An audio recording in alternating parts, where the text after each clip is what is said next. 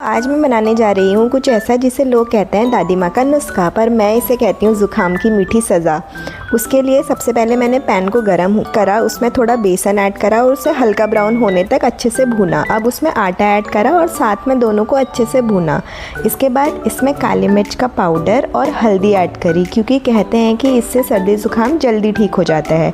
और मीठे के लिए गुड़ ऐड किया और इसमें अब पानी डाला और पानी डालते हुए इसे चलाते रहना चाहिए, क्योंकि इससे लम्स बन जाते हैं। पर मुझे ये सबसे ज़्यादा टफ़ काम लगता है। और अब इसे अच्छे से पकाया और लो तैयार है ये ज़ुकाम की मीठी सज़ा।